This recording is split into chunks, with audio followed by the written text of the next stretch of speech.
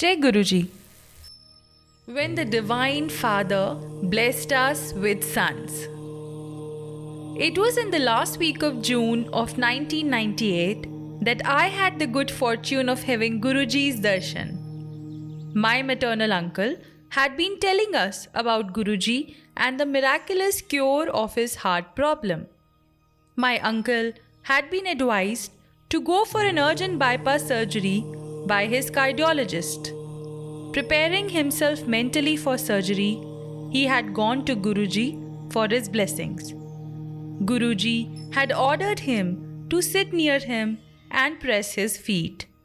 Guruji then inquired about his health. Uncle told him and then sought Guruji's permission to leave and his blessings for the imminent surgery. Guruji told him that he need not go for the surgery, saying, "I have already done your bypass."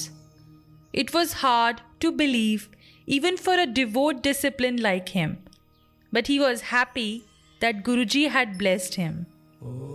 Next morning, Uncle went for his pre-admission test. The test revealed that his heart was functioning perfectly. His cardiologist, however, attributed the good reports to the test having been done just after the patient had slept well. He directed Uncle to get the test redone at a different laboratory. Again, the results were the same. The doctor was stunned. Uncle related the nights happening at the Guruji's to the doctor. The doctor was left speechless and could not but wonder at Guruji's divine intervention. Even though I knew of Guruji's grace, I could not receive his darshan because I was posted at Srinagar and came to Delhi only on short visit for official work. Fortunately, the next time I visited Delhi, Uncle conveyed the good news that Guruji was in Delhi and we could go to meet him. We went to Empire State Sthan of Guruji the same evening. It was quite late by the time we reached there. The last round of langar was on and Guruji had gone to his room for a while. We were asked to sit for the langar and were with the sangat when Guruji walked out of his room. The first darshan of Guruji walking gracefully, though unassumingly into the hall, dressed in black kurta, is still fresh in my mind. He recognized my uncle, observed us, and came to us. He asked Uncle to introduce us and then gave us chutti after telling us to come to the ranch for his birthday. First day and testing times. As luck would have it, the next day when I went to join my Delhi office, I was told to go back to Srinagar on temporary duty as the new in charge had faltered on service and a customer had complained to the regional office. I returned to Srinagar, unhappy at the prospect of not being able to get Guruji's darshan on his birthday, but confident of meeting with success in my official duty, as I had received Guruji's darshan and Guruji's blessing. I knew everything would go as Guruji wanted it to go. I went through the official duties at Srinagar, at Avantipur, under tough conditions, remembering Guruji in every adverse moment. The customer was more demanding than ever before and used to push us around, attempting to substantiate his complaint. I could have failed at occasions like this in the past, but this time it was different. There was an anchor I was holding on to and remembering him during every rough hour. Finally, after a month, the customer called me to his office and in front of me made a call to our regional office, telling them of the excellent service being received. He told them to ignore the complaint. An appreciation letter was handed over to me. I knew who was doing this. I returned to Delhi looking forward to Guruji's darshan. My family had gone for Guruji's birthday celebration and had been regularly going to Empire State. They told me of the many thousands of devotees who had come to Guruji's birthday and of the experiences the satsang had shared with them. I brought, but who would he bless us with a child? We had been childless for 7 years. Medical treatment, prayers, and upays have failed. My uncle had suggested we seek Guruji's blessings. He had also related the experience of a contractor friend of his. You will get children. Run away. The contractor had been childless for 16 years when he got Guruji's blessings. Guruji had told him, Puttar viditte, ti viditti, hor is sal. I give you sons and a daughter too. That too this very year. This was unbelievable, but true to Guruji's word. The contractor wife gave birth to triplets, 2 sons and a daughter on 31st December of that year. Everything is possible with Guruji's blessings. But whether and when will he bless us? I wondered. We continued visiting Guruji's regularly, but never talked to us. The Sangat told us to have faith in Guruji. He will talk to you at an appropriate time. Do not go to him on your own to mention your problem, they advised us. One day, when we were sitting amidst the satsang, after the langar, Guruji gestures to me to come to him. Was he indeed calling me? Yes, it was me, the Sangat assured me. I walked up to Guruji, thousands of thoughts in my mind, but with no courage to speak. Aithe kyun aaya hai? Why have you come here? He asked me. I mustered just enough courage to mutter, Guruji, I have no children.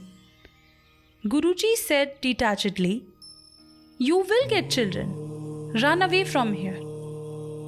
Without thinking, I muttered, Guruji, I have not come to run away. Guruji looked at me and said, Okay, then keep coming every 8th day. This was something that surprised me no end.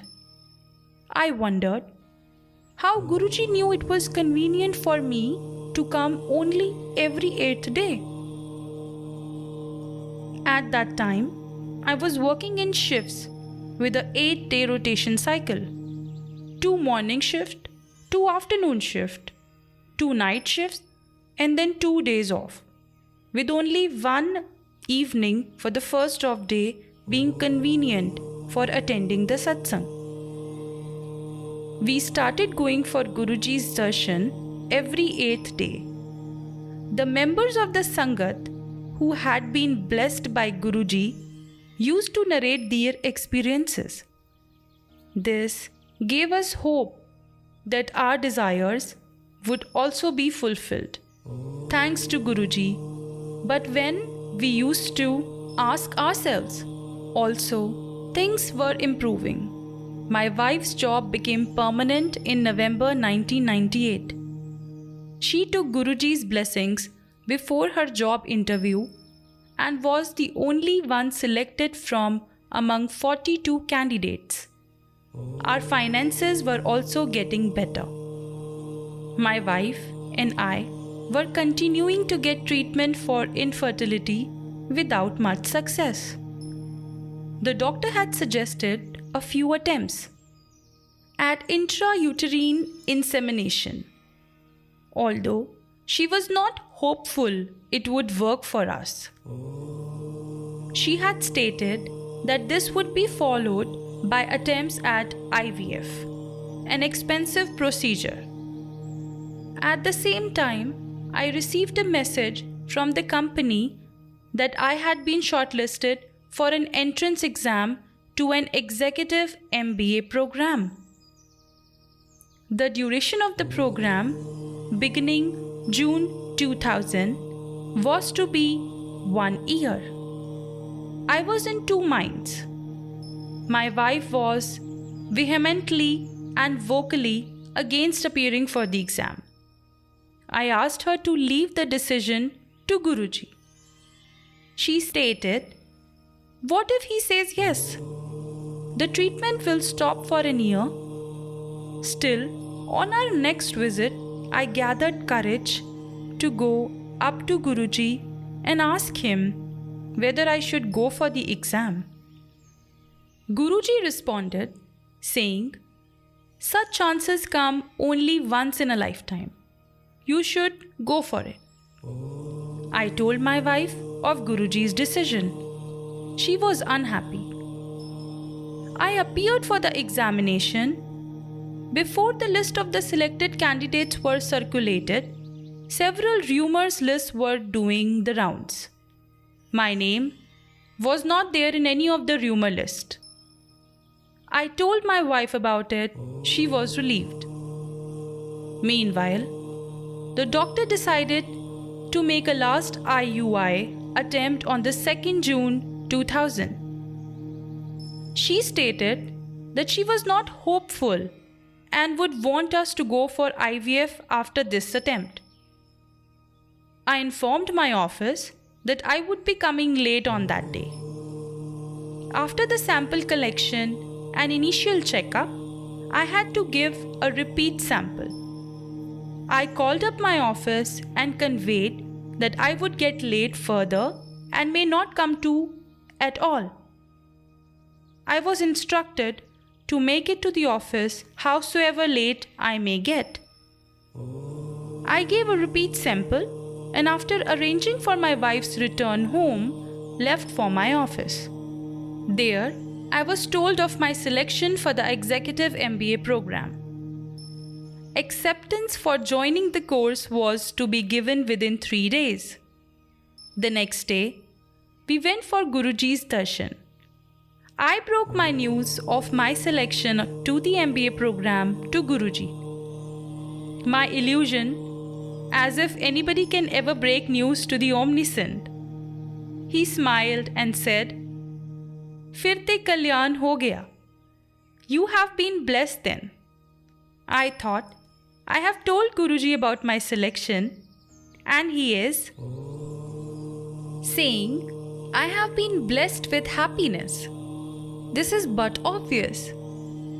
What Guruji meant was not apparent to us.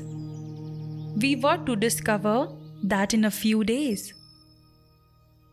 I joined the institute at Gurgaon for the program. After the first module, I went back home. We went for darshan that evening. While returning, my wife asked me to buy a pregnancy test kit. And the meaning of a Guruji's statement became obvious to us the next morning, when my wife tested positive for pregnancy. The last attempt at IUI under tough circumstances had turned out successful, thanks to Guruji. Both of us were overwhelmed with joy and gratitude. We were in tears and were repeatedly kissing Guruji's photograph for a long, long while. We went to Guruji that evening. I touched his feet and was about to speak when he motioned me to keep quiet. "I know," he said. My wife went through her pregnancy quite comfortably in spite of my absence. She was able to get a house in her college campus during that phase, which helped her to do away with much of the traveling. She gave birth to a boy on 31st January 2001. After completion of the baby's first 40 days, we took the infant to Guruji for his blessings. That day, at the time of giving us leave, Guruji asked my wife, "Poonam aunty, ਹੋਰ ਮੁੰਡਾ ਲੈਣਾ ਹੈ? Do you want another son?" She was taken by surprise and did not answer.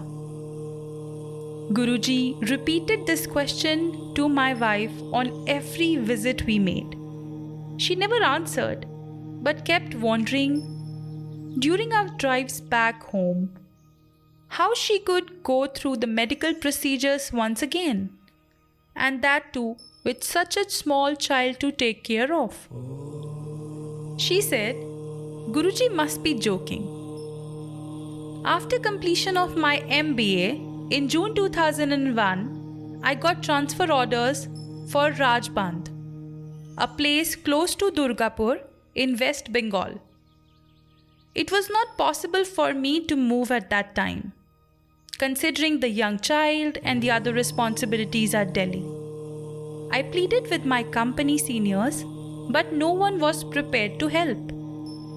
Disheartened by the apathy of my seniors, I was considering moving to new posting without my family after making arrangements in Delhi for their stay. We went for Guruji's darshan on the evening. That day, the last of the seniors I had been requesting had said no to me. That day too, Guruji asked the same question to my wife, "Poonam aunty, ਹੋਰ ਮੁੰਡਾ ਲੈਣਾ ਹੈ?" She promptly spoke, "How will I get another son if my husband goes on a posting?" Guruji smiled and said, "This is really a technical problem. Let me cancel his transfer." We touched his feet and went back home. 2 days later, one of my senior officers called up and said, "You had been talking of your inability to move. Why don't you write your request out and fax it to me? I will see in the morning what can be done about it." I knew who had put the thought in his mind. I continued in Delhi for another 2 years after that, rejoining the office on Guruji's birthday, 7 July 2001. Guruji continued to put the same question to my wife. One evening, in April 2002, she answered, "As you please." The pregnancy test done the next day was positive. This time, it had happened without any medical procedure. During the course of this pregnancy, my wife once mentioned to me that she wanted a daughter this time and would ask Guruji for the same. On our next visit, as she was about to make the request to Guruji while touching his feet, he spoke first. First time a son, next time also a son. She had her answer, and of course, another son was born to us on 1st December 2002. Guruji christened the second son Ishu. Jai Guruji.